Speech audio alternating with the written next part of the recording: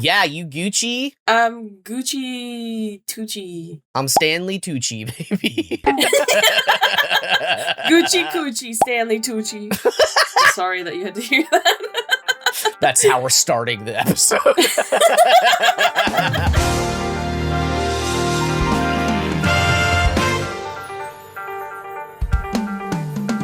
Hello and welcome. This is a podcast of a sort. My name's Comfy. My name's Star Spice. And welcome to DeltaGoob, the goobiest show you ever did see.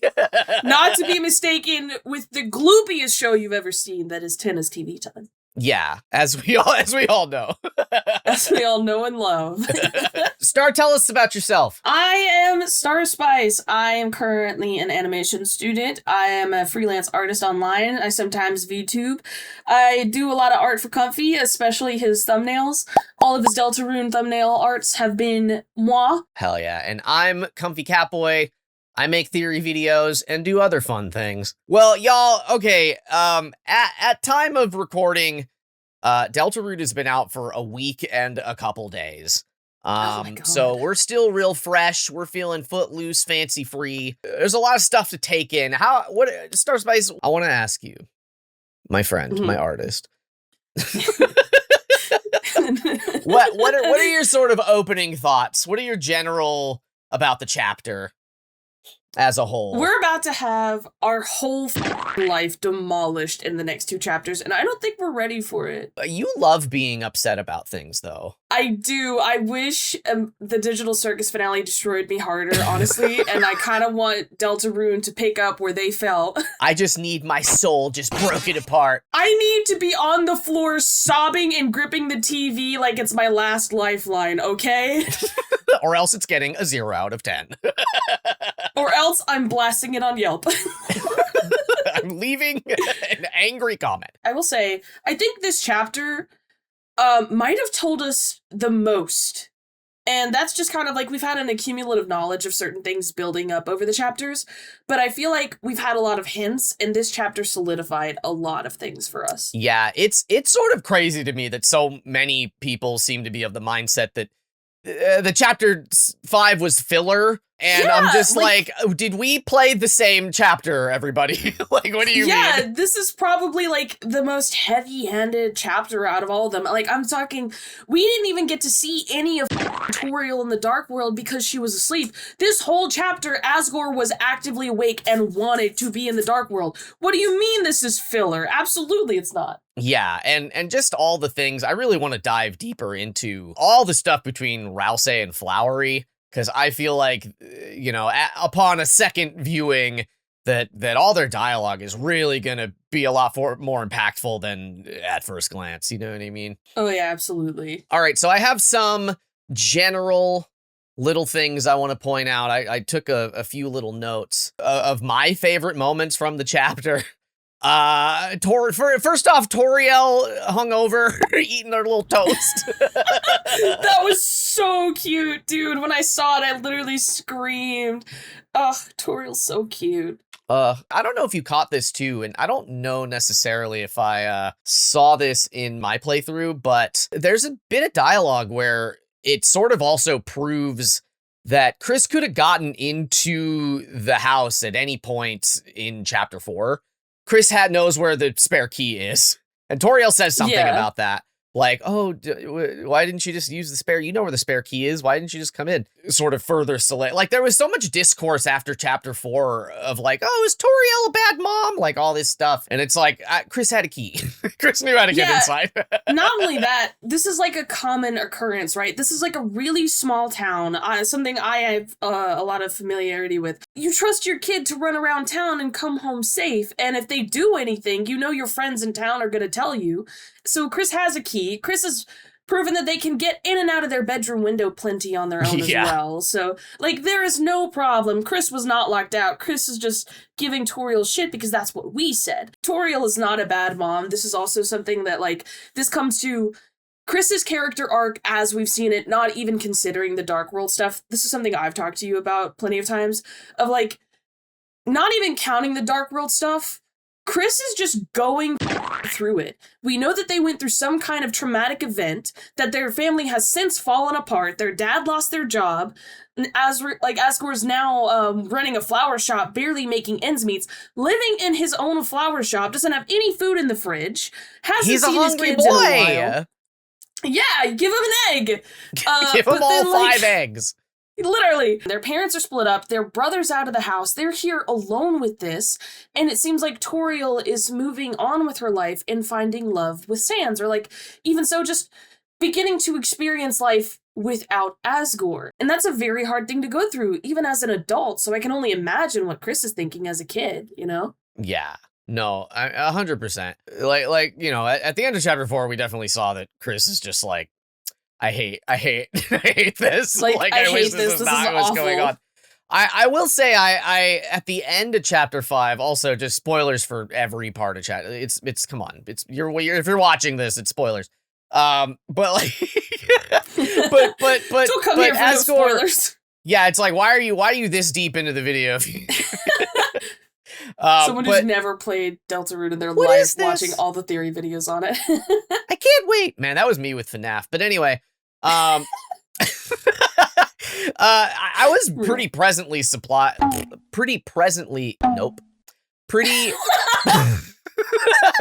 I was pretty pleasantly surprised to see that Asgore, like, very swiftly sort of had the realization to like, hey, maybe I've been behaving badly.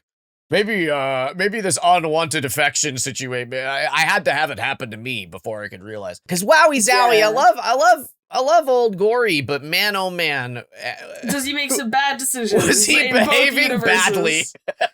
Literally, be your ex-husband. Get the fuck out of here, asshole. Literally hiding in a bush. Like, it's like, all right, bro. He also kind of did the same thing in Undertale as well, where he's just like trying to hold on to the fragments of his family even after his kids were gone and Tori left him. And it's just, it's interesting to see this time. If I just kill 7 humans, my wife will come back to me. Yeah, it's like this time, it's like, it's not in a grandiose, large-scale thing. It's not like they're on separate sides of the monster world. They're in the same town, down the street from one another, pass each other at the same places every day. It's hard for everyone involved in this situation. It's, oh, them flowers. I'm just thinking about them. I was trying to think of a way to segue to the flowers. Oh, well, talking about, like, Asgore's broken family is the perfect segue to go into the flowers, because that's the whole reason they're here. So we know that, like, the Dark Worlds are being chosen on purpose and where they're being, like, opened up, right? The Dark Fountains. Mm-hmm. And we know that Chris, for sure, 100%, is the one that opened this one in Chapter 5, and we also know that of Chapter 4 as well. So we've now seen Chris firsthand make, like, 2 Dark Fountains. Mm-hmm. And so I think Asgore and the flowers, and this is something I've been talking to you about because I just cannot stop imagining it in my head. And it's truly like changing the way that I'm thinking about Chapter 5 completely. My biggest theory is that the flowers, all 7 of the flowers, are a reflection of what Asgore remembers most and misses about his family. Mm-hmm. And I'm not just talking about Chris, Asriel, and Toriel, I'm also talking about the Holiday family. Because they, like, these 2 families were super close. Rudy and Asgore have been best friends since college, and we know for a fact that Asriel and Des were best friends, and Chris and Noelle grew up practically conjoined at the hip, which is why they have so many memories together. Like, these families were intertwined, and even though they aren't related by blood, Asgore considers them to be his family. And so I think each of the flowers is a reflection of what Asgore thinks and kind of keeps in mind, like, as the fondest memory when it comes to each of his family members. It's so interesting because I feel like there's a lot of merit to what you're saying. Like, at the end of the chapter, there's the scene where it's like the conspiracy board all ties to Asgore, you know, and he has that the silhouettes of his family members there. Chris being Aqua because Chris likes to use a knife, and I forget. I think I don't remember the other colors, but like the other, you know, they all kind of matched. There was Toriel and there's Asriel. Asriel was the dark green. Tori was like a kind of indigo purple, like a deep indigo purple. That's right. Yeah. Because she matched with Seth. It's like they all matched one of the flowers a little bit. But I think that was a bit of a red herring, is those three colors. I think Toriel being purple, it kind of makes sense, but I also don't think that's what flower she's connected to. My kind of rundown quick theory is that Asgore thinks of Chris when he thinks of the Aqua flower. And like Aqua represents Chris when Chris was really little. Because we know Chris was a high energy chaos gremlin who used to wear, check it, red horns to try and match their family. Aqua has a red bow. Chris is known to carry around a knife, and Toriel knows about their knife, and we've seen that in previous chapters, especially chapter 2 with the whole pie thing. It's okay if you have it, I guess. Yeah. And so we know that Chris is just a wild child, high energy, and used to kind of run around and be basically a living tornado. So that makes sense that Chris is, like, Asgore's memory of Chris when Chris was young and first joined their family is similar to Aqua's behavior, especially with the connection of purple Seth being Noelle, because Noelle, when she was younger, is known to be quite studious, and even though she's kind of exploring herself and doing her own thing now, she probably dived pretty heavy into her studies and tried hard to be smart. I think the reason I think Seth is Noelle is because of the way that Aqua and Seth react together, because Seth is constantly trying to do something specific, and it feels like Aqua just gets chaotic and in the way and frustrates Seth to no end, and just bamboozles Seth all the time, which is notably how Chris and Noelle behaved together when they were little kids. Chris was always giving Noelle a hard time. After I beat the secret boss, I binged all of the little interactions you can have in the cafe, right? And like every single interaction, Seth slides on screen like, "No, you idiots! You stupid assholes! What are you doing?" Which I feel like when it comes to Des, Asriel, and Chris, yeah, Noelle probably was like that, of like, because we know Des to be kind of like a wild child rebel kid. Asriel kind of went along with it, and they hung out together all the time, and as we know now, they were a couple and dated. Well, we don't specifically know that. We know that. No, we do. We know that there were some feelings expressed. Well, we find out in chapter 5 that Asriel was writing a love letter, but when we talk to Pizza Pants and he talks about their band, because we know that Chris was in the band with Des and Asriel, he talks about being the only band groupie, and that Des and Asriel didn't even practice. They practiced something else, and then he went, ew, like, kind of. And so, like, they were doing kissing practice. They were kissing.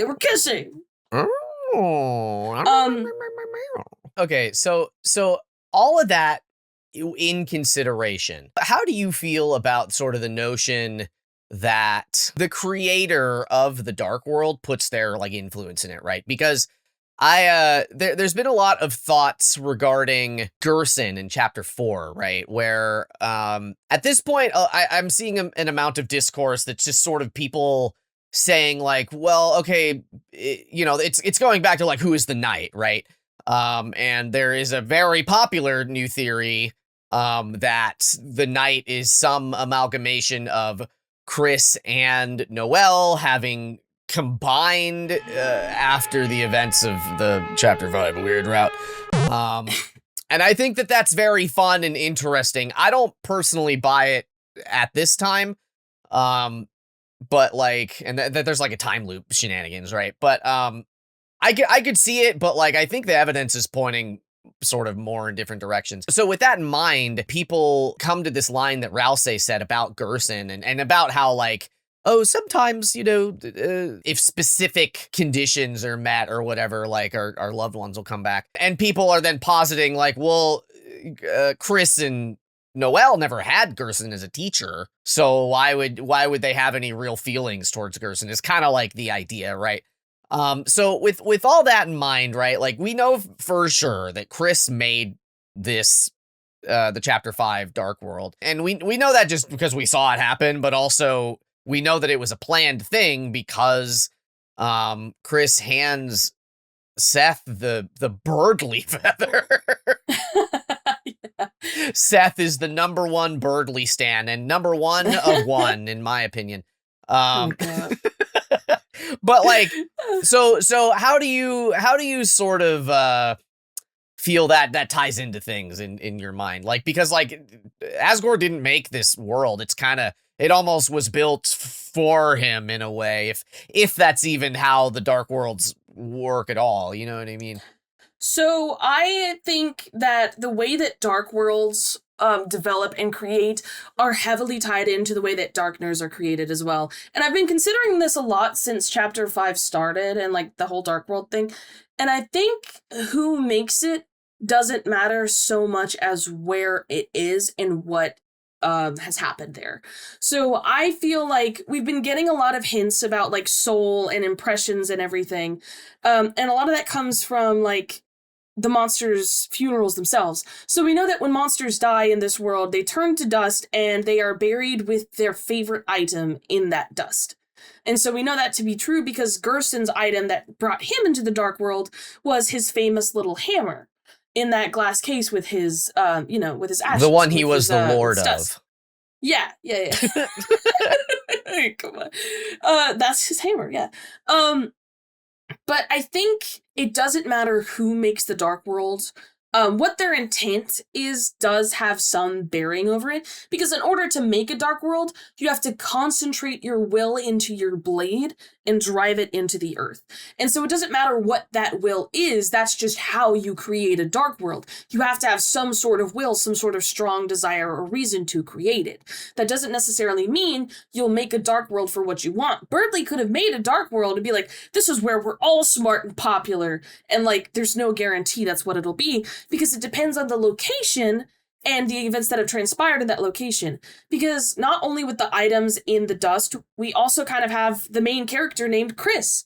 And I've shown you before, a Chris is a type of dagger, usually not meant for like stabbing or anything. It's kind of considered like a personal piece. And a lot of people would carry around a Chris dagger, which is this flat blade that's a little zigzaggy, a little wavy, wiggly look.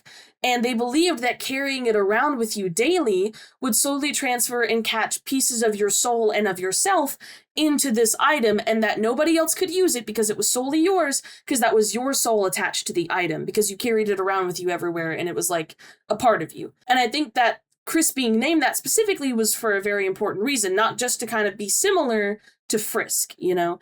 And so with that ideology of like, the soul rubs off onto the items around you, like little pieces of yourself get left into the things around you from the day to day, and the items you use the most have the most pieces of your soul and reflect you the most. And I think that kind of ideal is how Darkeners get the way that they are. So I think each Darkener gets their personality from their experiences in the light world and the people who use those items in the day-to-day.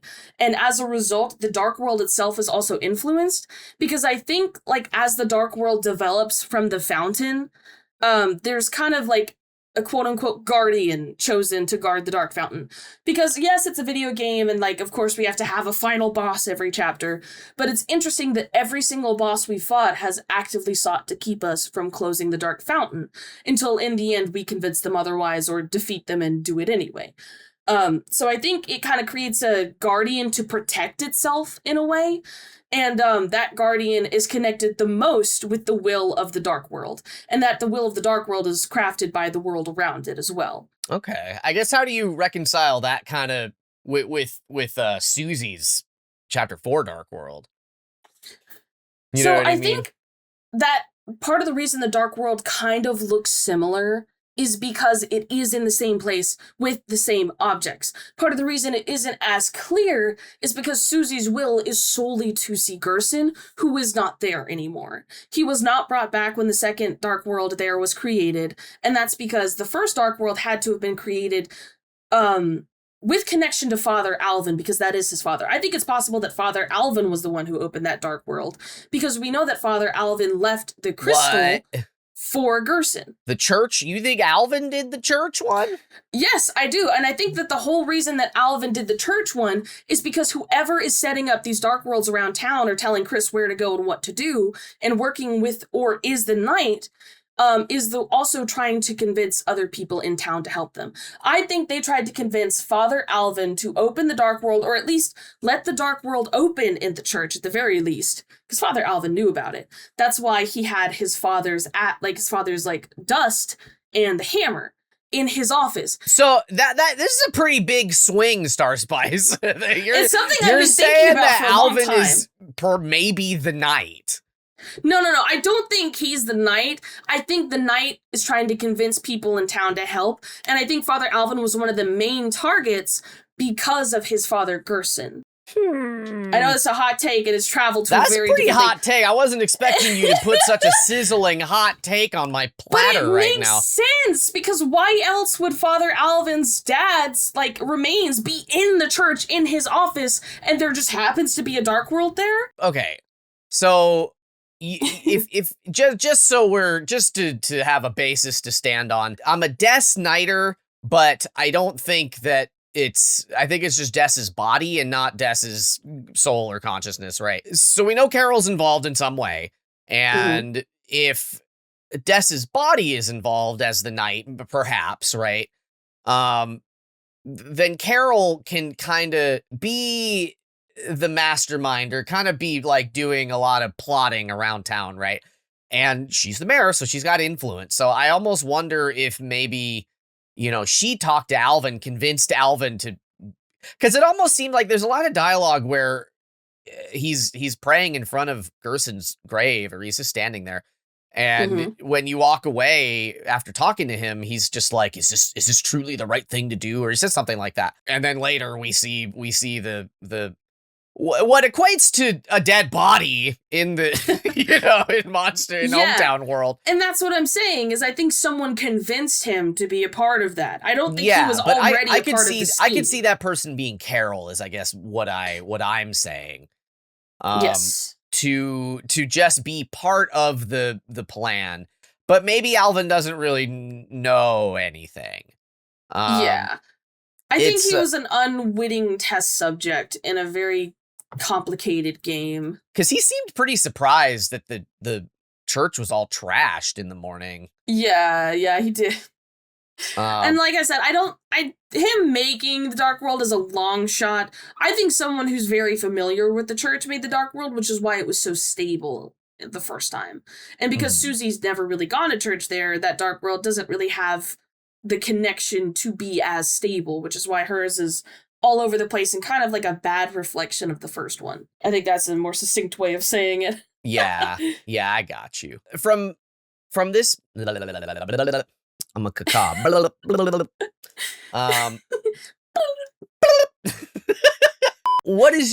How do you feel about Flowery and the flowers? I love them dearly. I love Flowery so much, but he's got a very punchable face. Yeah, I feel like I let Rousey poison my opinion of him, because I feel like upon a second playthrough, I would love him from the get-go. From the get-go, I was like, this guy is an insufferable asshole. He's such a Mary Sue. I need to kill him, but I love him so dearly. Yeah, I think for me too, I streamed it and I was reading all the lines for everybody. And I think that because I was kind of reading over a lot of his comedically timed voice lines. Yeah. Oh my god, I didn't turn off his sound clips in the beginning, and I wish I had. They get so annoying later. So I hear that you can't turn them back on if you turn them off, and then they won't be there for the boss fight, which makes the boss fight a lot harder. My favorite part of the chapter is when you beat Flowery and then you stand over him while he weeps, and you're just like, guess it's my Gerona now. And he's like, no! I remember that scene. That was my favorite scene, when Chris says, it's my Gerona, baby. And then Asgore shows up and just gores all over the place. Genocide route question for you. Did you turn off Rousey's or not? No, why would I? That is baby boy. I did. I would never. I did. You what? You turned off Rousey? I was like, how bad could it be? And he just sort of crumples up and gets very sad and can't talk. I can't believe you would do this. I didn't think it would be. I went back to the menu to try to turn Rousey's back on, and then the option had disappeared. Yeah, and I think that's the worst part of it, is Rousey warned me 3 times about this guy to turn off his and I did he really wants you. And I feel like Flowery is fighting back a little bit. He's like, no! I don't want to be Turn off Rousey. I Well, don't too want to bad. be one. No. Too bad, you are. You are. You turned off the boy. You must face your punishment, criminal. I am a Okay, wait. criminal. Who's your favorite flower? This is so important. It's yellow. I mean, come on. Oh, God. It's tough. I kind of love Aqua. I can't even lie. Aqua's fun. I just love how stupid they all are. Like, Seth is the only one with even a modicum of, like, anything, and everyone else is just like, I'm gonna like build everything off of this wrong interpretation of this, and then we just keep building off of that foundation. Yeah. And it's like, Seth, the best part about it is Seth isn't even really that smart either. No. I mean, they're a Birdly fan after all. Wow, just roasting all the Birdly fans. Sorry, Birdly All right, Birdly fans, comment your IQ. What's your IQ? Tell me right now. Tell me. Don't wait to, comment it, but say it out loud also. Yeah, How do I get this off of me? You don't. You die with it. No! Wait, can I hold? Oh. Bye-bye. It's gone. I don't know if you can take off stuff I pin on you or not. That's a criminal action. Now you're just stuck with this forever. No, it's like a tattoo, but paper. I really love Aqua, but I also really love Blue. But Blue reminds me of, like, a more laid-back Mettaton, if that makes sense. Yeah, a Mettaton turned down to 1 in intensity, but turned up to 10 in vibes. Yeah, and it's like, oh, you darling little things, you f***ing rascals, you, and like pinching her cheek a little harder, like just enough that you're like, ow, that kind of hurts, and it's like, oh, come with me. It's like, if I do anything wrong, they're gonna beat my ass, but they're being very forgiving in the meantime. The intimidating aura they give off is also just like both Rouse and Susie are just like, we don't want to upset this man. Yeah, you don't want to make, like, that. I'm sorry, that's Blue Dad. Like, you don't want to make Blue Dad mad. It definitely looks like a crime scene in some parts of that. I'm so glad they brought back calling Rules Card Lesser Dad by Lancer. It's so good.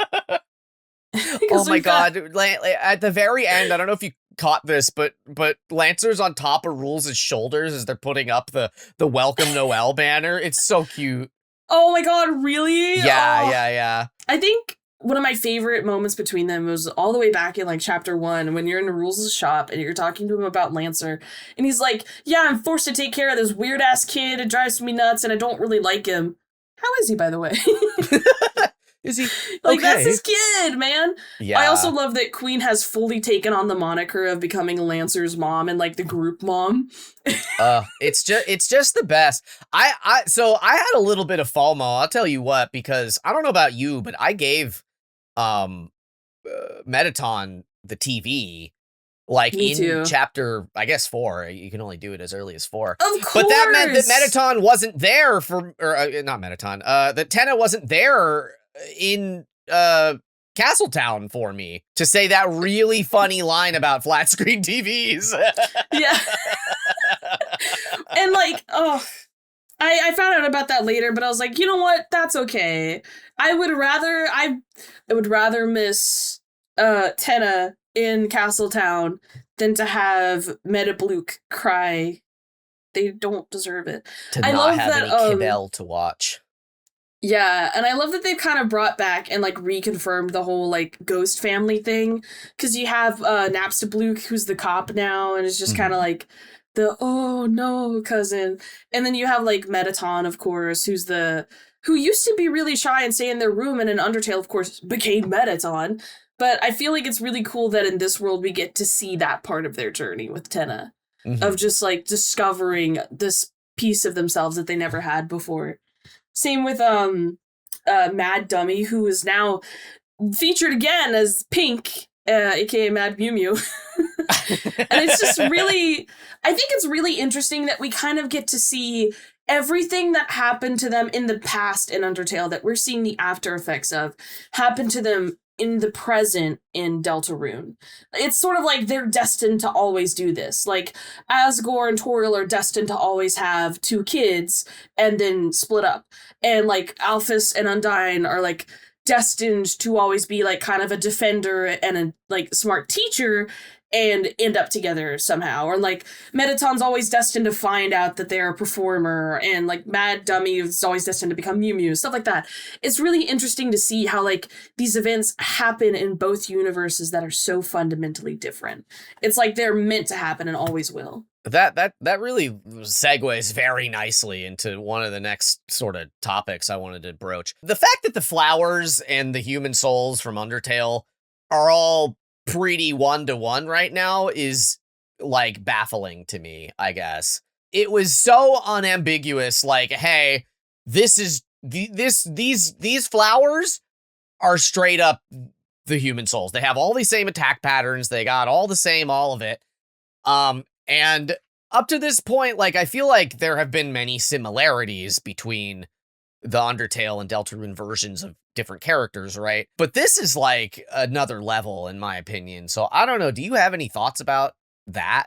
So there's one thing that I've always found super interesting, and it's that Toby like has gone on record saying that he already had the idea for Deltarune before he made Undertale, and kind of made Undertale while like plotting out Deltarune. And I think as a result, the human souls kind of became that. I think he already had the plan for the flowers and everything, and that those flowers and the colors ended up becoming the symbols for the human souls. So, like, I feel like us finally meeting the flowers might very well be, like, us meeting the original them. And the symbols from the human souls that we saw in the past, are just, like, in Undertale, are just kind of, like, that's the aftermath. Like, that's what they're destined to become, is just something in a jar, like, to be used later. But this is just kind of our chance of seeing, like, I think the way that the humans are in Deltarune, to a certain degree, are how the humans in Undertale were before they died. I just sort of feel like, I don't know, like everything up to this point, it's like, oh, it's parallel universe. Like this is how this would go. But the fact that like they're just flowers, like these flowers weren't ever humans. Like they're trying to be humans in the dark world. It's just like such a exact same thing when the core of it is so very different. Like I feel like this is the first time something quite as such has happened. You know what I mean? The way that Flowery explains it is that, like, if Asgore wants a family, if all he needs is humans, then we can be that for him. Get out of here, Chris. That's basically what Flowery says in the beginning. But I don't think that's entirely it, because if Asgore needed humans, why wouldn't he just go to Chris? Like, Chris is already part of his family. Chris is human. So that track, like that line of thinking of like, oh, we'll replace the whole family with humans, doesn't make sense. Yeah. And it does make me wonder. Yeah, now that you're saying that, I wonder also why it was humans in the first place. Why not monsters? Like, why humans? And I think that comes to Asgore. So we know about Asgore's little conspiracy board and everything and how it freaks Chris out. But I think that there is a key element to the Dark Worlds as well that we don't fully understand as the player, that Chris knows and is keeping secret from us. And that is the fact that Chris is a human. And then being a human in the Dark World is very important because there's no other humans in town, like in hometown at all. So it would make sense if to do a certain thing in the Dark World to get whatever Asgore is looking for, he would need a human. But Asgore also made it very clear he does not want to wrap Chris up in this. So it would make sense, like, Asgore's like, how am I going to figure this out? I need humans to go into the Dark World.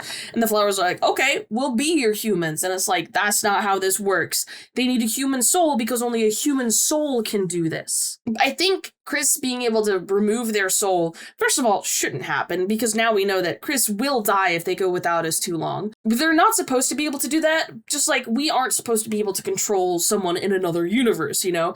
But we have that power and Chris uses it to their advantage. And I think that possibility is what is needed for a human soul. Man, I feel like it's so interesting because I think with Chapter 5's Weird Route, it really gives a lot more confirmation of the fact that, like, the fact that Chris is able to take the soul out at will is, like, not really something that's supposed to be happening. Like, that's a very game-breaking thing now more than ever than it used to, kind of with this added context of, like, what the hell is Deltarune even about? We're at Chapter 5, and, like, we have to fight the knight, but that's just because the knight's kidnapping people, and that's really the extent of like what we know. We know Des is missing, and in a general sense, like we as a fan base are trying to find Des, but like Chris and Susie aren't trying to find Des. I mean, Susie isn't anyway. Yeah. Maybe Chris is ultimately, but like they've said nothing of the sort. You know what I mean? Like, we as players have a little more information with the unused dialogue and, you know, putting all these clues together, but I don't know if Susie even really knows about Des. I don't think we've been given a clear indication of how long Susie has lived there. I think the indication has been that she moved around a lot. They might have straight out talked about it. But it's like, there's a real chance, because they haven't discussed it at all in the game, there's a very real chance Susie doesn't know about Des. She doesn't know that Noelle's, like, sister, like, went missing. Like, she knows Noelle had a sister, but, like, I don't think Susie knows about the whole scenario. Yeah, well, I think that's the thing. I don't know. I get the sense. Okay, so I talked a lot about this in the video I just put out, right? But I now more than ever feel like when characters from Hometown encounter something not just weird, but something that's sort of like not supposed to happen, like a game breaking kind of thing. Like if Des disappeared under, you know, glitch based reasons or whatever, right? If Carol and or whoever kind of just said like, well, she's gone now, and just explained it away, that like nobody would bat an eye. The rest of Hometown would be like, oh, okay, she's gone now. And not think too critically about it, not be like, well, what do you mean she's gone? But like, you know, Asgore, if we're right about, you know, this past Dark World that Asgore was talking about, kind of being the source of all the beginning of all the town's troubles, then it, you know, like he kind of retains it, and Carol kind of retains it because she really was up front and personal with it. But everybody else is just like, oh, okay, maybe she went to college too. I don't know. And they're not like thinking about her. Even in Noelle's case, like people are using the fact that Noelle at some point in the chapter says like when Des left, as if like she didn't disappear, like whatever, right? Like I could easily see Carol just saying like, oh, she ran away, sweetie. Which would maybe track based on kind of what seemingly their relationship all was. That would make sense why she was constantly Googling Des, like on Queen. Yeah. Whenever, like, we know that Noelle's search history includes December Holiday, but of course it brings up Christmas every time instead of the actual girl named December Holiday. Yeah. So if she thought her sister ran away, it makes sense she'd try to look her up online and find her. Yeah, exactly, right? Like, she's looking for her, but, like... Oh my God. And so, like, that sucks, right? Like, if that's what happened, it's like, well, my sister ran away and broke all contact with all of us? So that sucks, but you know what I mean? So it's all that to say, right? Like, it's just, oh man, I forgot why I started talking about this. That's the ADHD curse, everybody. It's because of Susie not knowing about, yeah. I think vaguely I mean, this isn't like confirmed, but I think the general vibe is that Susie's been there maybe a year, maybe less. Long enough, but like, you know, long enough to be known, like but not enough to know everything. Yeah, but we know that Des almost certainly disappeared something in the ballpark of 7 years prior. Based on the How to Draw Dragons book. Which Susie is obsessed with. Well, she wants to see those giant dragon bazongas, dude. It's also, I feel like Susie, Noelle, and Chris specifically are like a very key trio. It's like, yes, Ralsei is important, but the way that the game handles Susie, Chris, and Noelle hanging out, it kind of feels like these three are supposed to be the main three instead of Susie, Chris, and Ralsei. Feels like it's supposed to be Susie, Chris, and Noelle and not Ralsei running around the dark world and doing everything.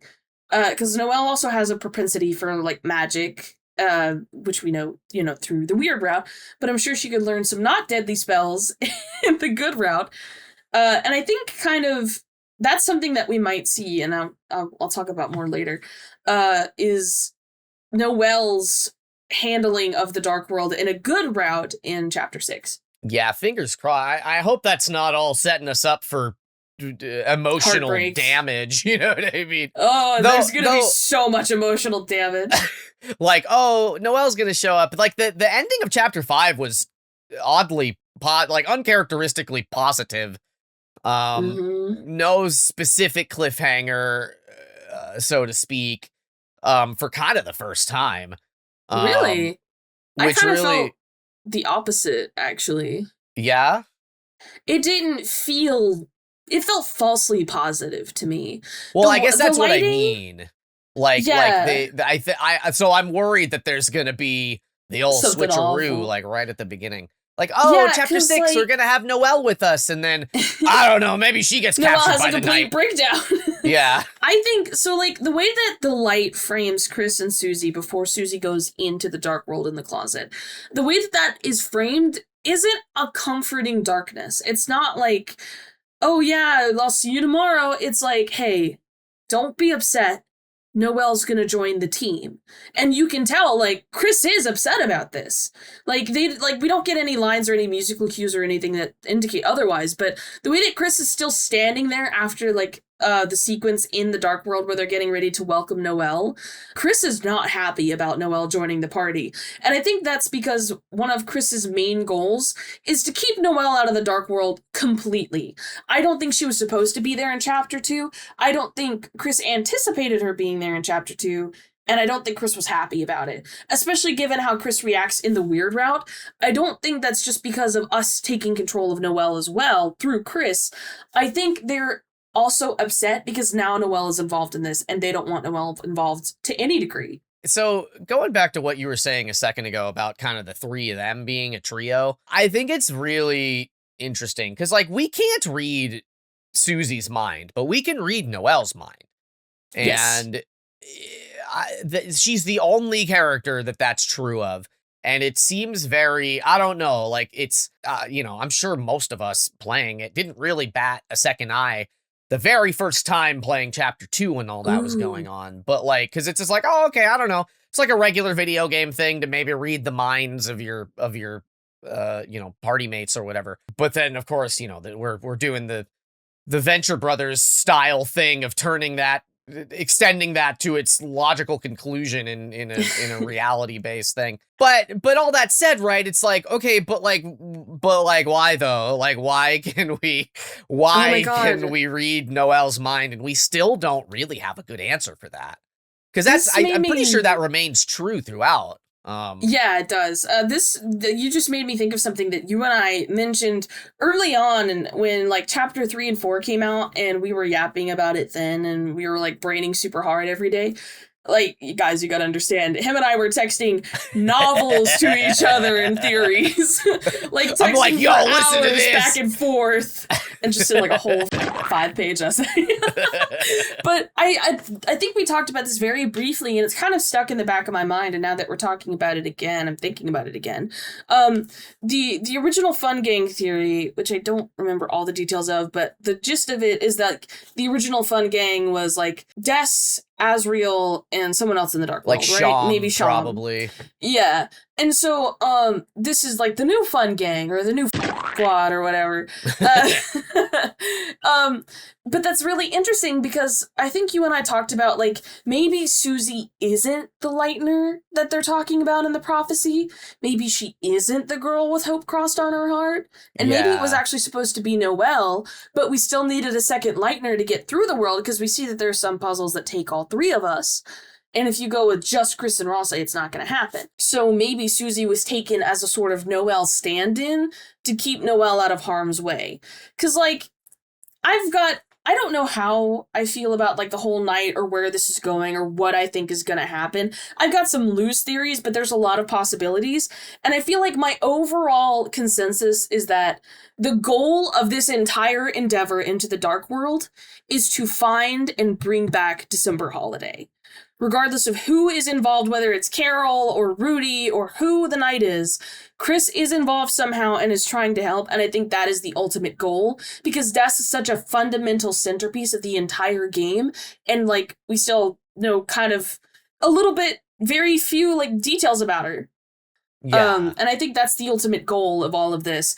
And kind of just, I think keeping that in mind, it would make sense for both Chris and whoever, especially if Carol's involved, to not want Noelle to be involved with the Dark World at all, especially if that's what caused December to go missing in the first place. Yeah, and I can see that because I kind of talked about that in my balance theory video where I posit that Carol knows as much as one could reasonably be expected to know, and has weapons all over the house. Like I talk about the swords. The swords are the obvious thing, but like there's also just the bronzed snowflakes.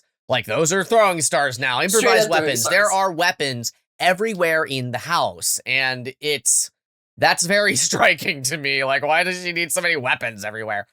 Or why does she feel she needs them?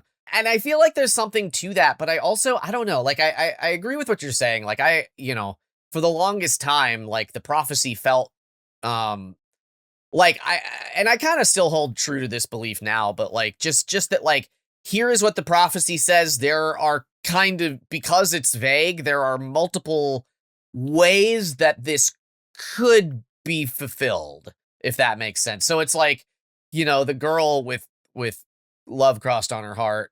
Is it love or is it hope? I forget. And it's like love finds a way to the girl. That's what I'm thinking of.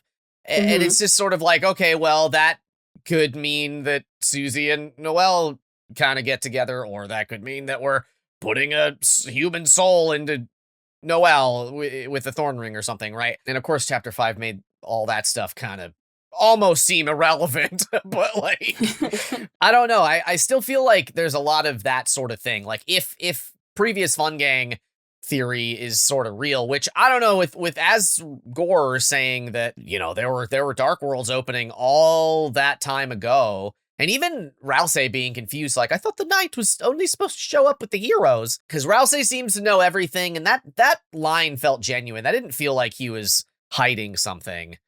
That was genuine surprise, for sure. It seemed like it, yeah. So it's interesting that Rousey doesn't seem to know. Like, Rousey only has the information he's been given by whatever mysterious benefactor. So if it's as you say, right, it's like if it's Azrael, who is a prince of the darks in a way, he's a prince, especially based on whatever Asgore told a story about, like, he and Toriel were like the king and queen of the festival, making Azrael the prince. I'm Azrael the prince. Every and name, I'm just like, is this the right person? They're also so Asgore, Azrael, Rousey. I don't want to get confused. Togare. Yeah. Oh no. Togare. Everyone's like favorite Chris character. Looking at Carol, it's like, remember, Chris, I am the only reason you weren't named Toger. Chris is like, I owe you my life. I think Rousey is a very big puzzle piece, but I also feel like Rousey hiding the full prophecy from us is a very key thing. I feel like as us, the player, if we knew the prophecy, it'd be a game changer. And that's why they've hidden so many pieces of it from us. But it made me, while you're talking, it made me think of something. Something Rousey says that I feel like not enough people focus on, and I've talked to you about this before, is the whole, like, prophecy glass in chapter 4 in the sanctuary, because it gets shattered and he's like, it'll just pop up somewhere else. It always does. It's inevitable. It shows up everywhere. It cannot be changed, cannot be stopped, and everything is explained in the prophecy. Even Jockington growing the beard, which happened in the next chapter, was in the prophecy, which is wild, dude. God, he looked awful. Dude, that's so bad. He looks so bad. Ugh. It's like, of all the colors, why is that the one you went with for a beard? It would have been better as a blonde beard. He just gets Asgore's beard.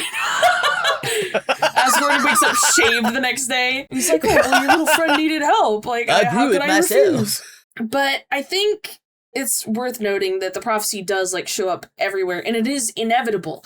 And it's sort of like, it makes me think of Gerson talking about the chapters of the book and literally telling us the story ahead of time. We learned, and we kind of figured out that this Dark World was going to be in Asgore's flower shop by what Gerson said. The the garden burned by jealousy.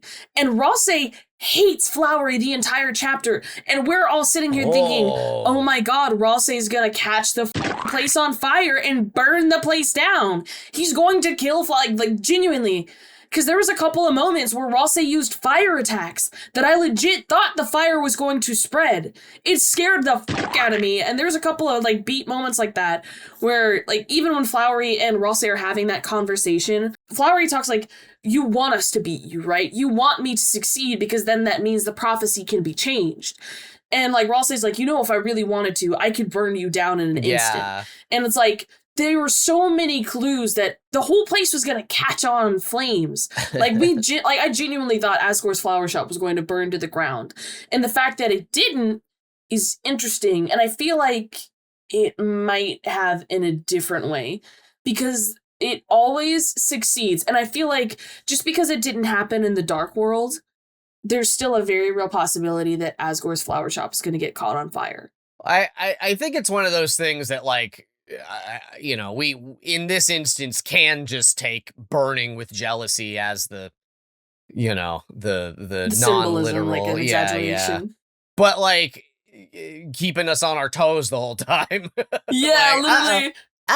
And that makes me wonder is if there's multiple ways for the prophecy to come true because, as Rosse said, it's unavoidable. So what if that was an option? What if it could have physically burned down, but because we played a different way and Rosse contained his anger and his rage and everything, it didn't get caught on fire literally. We just beat them and Rosse was just jealous the whole time. Like, maybe that's what it is. Yeah. Or like something like that. Or like the flowers were jealous of Chris's like connection with Asgore or something like that. Man, like jealousy is a very interesting, because like that is what it is. And like so many people posited, you know, like, oh, maybe it has something to do with Sans, you know, like, oh, is Asgore and Sans gonna, like, is he gonna be jealous? Is that gonna be a big problem? And that wasn't anything at all. The fact that it was Rouse being jealous is so interesting. Because he really did have a whole personality shift. Like, he was not happy immediately. Like, fuming with rage. Like, he was seething with anger the entire time. Like, he was short with other characters. Like, he was... I forget what he says to Orange, but he's just like, what is that name? Marigold the Rat. Yeah, literally. He's like, was aggro the entire chapter, but it's also like, he was breaking the rules, which he never does. Because there's like a segment of like a puzzle or something that when we're trying to catch up with Flowery and it's like just us and Rosse, there's like, depending on what you do, there's a chance he'll be like, Chris, we don't really need to waste time doing this, right? And then he just kicks the boxes and solves the puzzle for you, which is what happened to me. I don't think I caught that. He was so upset. Not only was he acting out of character and like treating other characters differently, he was full on breaking the rules because he was so upset about Flowery getting to Susie. God, dude, I saw this on Twitter, but like, so after in that section where there's the standing on lights puzzles, you know, like at one point Flowery kind of takes Susie away for a moment. Not only is it very telling, we can just walk through these spikes. It's fine. That was very interesting. But I saw a clip that like in that same area, if you try to start the puzzle again, Rouse runs to try and step on their steps and like falls over, like bleh. Splats and like slowly slides on the ground trying to hit the buttons. He's so me for real. I guess we're trying it. Also, can I just point out, I have to say this because it's bouncing around in my brain. Sure. That whole moment of Rosse walking over the spikes with you and like holding your hand, that's just an Undertale reference. That's just Toriel. I don't know. I think it's more, well, because in Undertale, the spike, she led you through the correct path. She didn't like break the spikes. She just took you on the path. This was like, hey, because like the spikes don't ever hurt you. They are only ever obstacles. They're to stop you. And but it's also like, I just thought it was really telling and interesting that like, whatever, this is all fake. Just go around this. This is all fake. Like, just walk through it. I'll help you. Proceed, said Rouse. Ooh. So, we were talking earlier about like how dark worlds are made. So like this is now like the third time that characters have fully ignored an obstacle that we the player cannot pass. So like Susie walked through it in chapter 1, and Flowery walked away with Susie like in that chapter. And then of course like Asriel walked us through it. Or not Asriel, Rouse.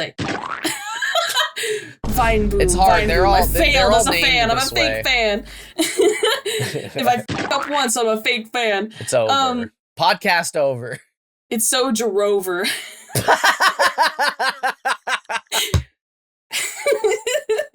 But so these three characters like bypassing this obstacle that we the player cannot force ourselves around, to the point that Rouse went out of his way to take us through it.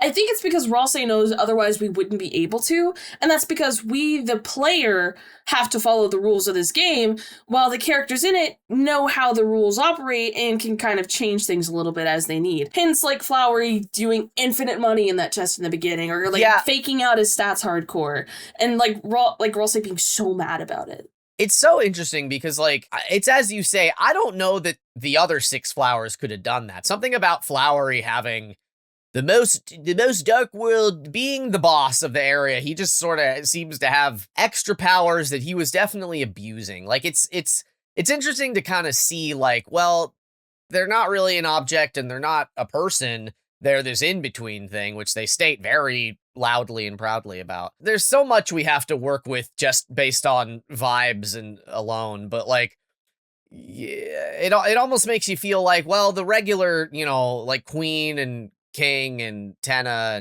and whoever else, like Gerson doesn't really, Gerson's outside of that also. But those 3 Darkner, you know what I mean? They followed the rules and they, did what they were supposed to do. How it's supposed to be. But I almost wonder if being kind of in this in-between, between Lightner and Darkner, Plantner, if you will, that they're just sort of less incentivized to keep the status quo, as it were. I think that is the thing, too. I think it's like, there is a status quo that is to be followed, and everyone just kind of naturally follows it. But a few characters that have a little bit of, like, higher thinking than the standard, or can kind of, like, see the edges, so to speak, like Rouse and Flowery, and just have that knowledge, like, there is something more going on here. And I posit this, the only reason that Flowery has that kind of higher knowledge is because of what Asgore knows of the Dark World and his theory board, influencing that Dark Fountain and giving, like, Flowery just a greater understanding. Because I guarantee the other flowers probably didn't pay much attention to Asgore's notes, but Flowery did, and, like, knew and to collect those notes for Asgore when he came in. I think because of those notes, Flowery kind of, like, was able to see beyond, so to speak, like, see, because, like, the way that Rouse starts to describe it to Susie is like, if you look really, really closely at the edges, you can see symbols, and it's like, yeah, like, they're unwittingly going through the menu. They don't even notice that they're doing it because they are built in this world. Yeah. And so we, the player, we know the menu because that's how we navigate the world, and that's just how we've always seen it. We never even considered whether or not they see it, because we just have never had a need to before. But I think that is a key difference. It seems like, they can kind of see what's in front of them. Like when Noelle has her first fight, they go into the square battle zone, and she's just like freaking out about it.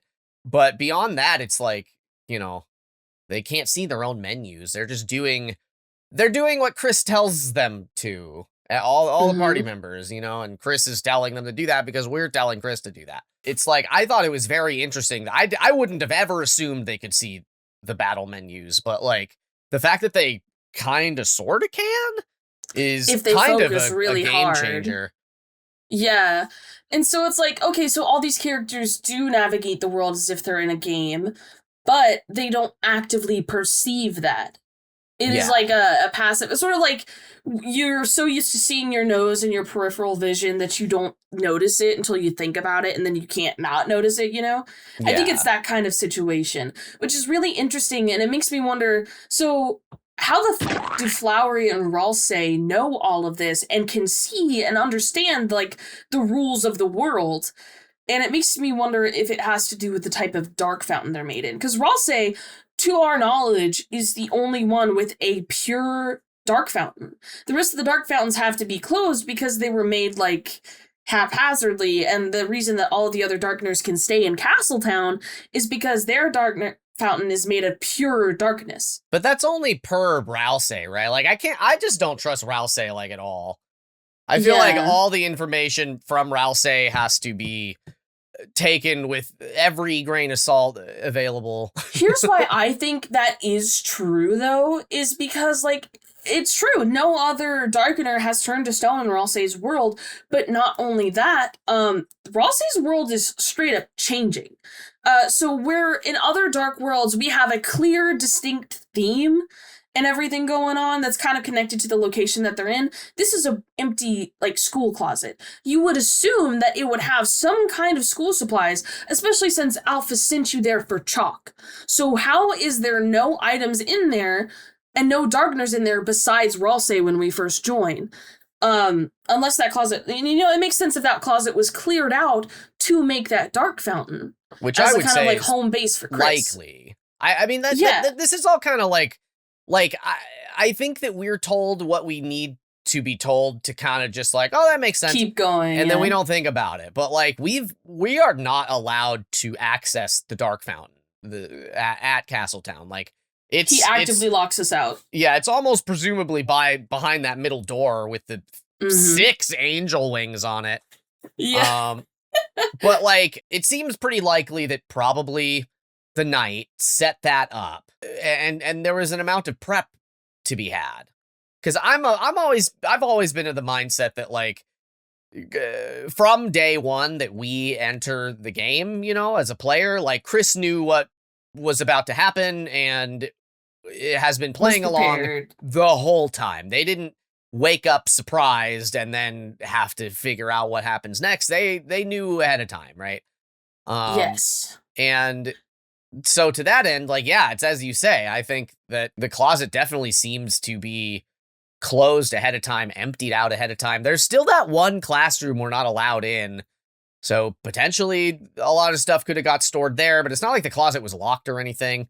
We're getting into nitty gritty about closet mechanics, but like these are kind of questions that are also hard to answer when we kind of don't necessarily know what the knight's specifically trying to do. Because it's just sort of like, we're told that the knight's trying to cause the roaring, but like, that doesn't really actually seem like what the knight's up to. The knight's doing very specific things, kidnapping very specific people. And that's a pretty beyond just making a bunch of dark fountains. I will say there may be something to the notion that like making a dark fountain does take a lot more out of you than it would seem. Because I was always of the notion that like, oh, you can just do it. It doesn't seem to make you tired or anything. But something I never noticed until like a few weeks ago, like pretty shortly before Chapter 5 released, somebody pointed out that the main dark fountain in the church, like the second one that you close after the Titan fight, is of normal size. The first one that you close before Susie makes hers in the lobby of the church is like a lot smaller and weaker looking. And I don't know how I never really picked up on that. It's like one of these small little details. Every other fountain is pretty consistent in size, but this one fountain is weaker and than the rest. So that makes me wonder, like, it does it take more effort to make a dark fountain than it would seem? Like, do you need some sort of, is there some sort of dark fountain energy reserve that they're expending, and perhaps by doing these police sacrifices, it will charge up their banks, their reserves, so to speak. It's very interesting. I feel like it's so crazy because we're only 2 chapters away and it still feels like we know so little. I know. We really need just we need John Exposition to show up. Yellow shows up, gives us exposition in the best way he can. All right, Star Spice, give me a closing thought. What is your Do you have a favorite part of this chapter? I think my favorite part of the chapter has to be the festival. After all the we've gone through, it's just nice to have a cutesy, funny, feel-good moment where we got a third wheel Susie and Noelle on their date. We gotta stop it from turning into an SUV. Get out of here, Birdly. Literally, dude, get a clue. Oh, God, that interaction was one of my favorites. So funny. I love that's a carry on of the bit from like chapter 4 at Noelle's house, where like they've walked away and Birdly is still yapping on the phone. Yeah. My favorite part was Toriel eating the toast. That was really good. No, she was really cute. No, I think my favorite part was just seeing all the different interactions in the cafe, because I kind of skipped over. I was doing them as they were available to me for a minute, but then I kind of just saved them all for the end. And when I watched them all to the end, I'm just like, this is maybe the funniest chapter. Like, it's really good. I don't really know how anybody with a reasonable head on their shoulders can be upset with chapter 5, because it's so funny. It's like, why are you playing Deltarune? You're playing Deltarune because it's funny and interesting. You're not playing Deltarune to learn more about the knight specifically. We're gonna get there, y'all. Like, it's fine. Trust the process. Hell yeah. Mama Amoeba. Papa Pia. All right, well, thank you all for joining us on our inaugural episode. This first episode has been sort of a catch-all, but I feel like future episodes will have a topic to talk about, like, throughout the whole thing. But we just wanted to get our initial chapter thoughts out and test out the thing. This is sort of a new thing we're trying to do, so we're gonna iron out all the kinks and all that. Star, what say you to our wonderful, beautiful, attractive viewers? I love you all so many. Thank you for hanging out. And Jockington's the best.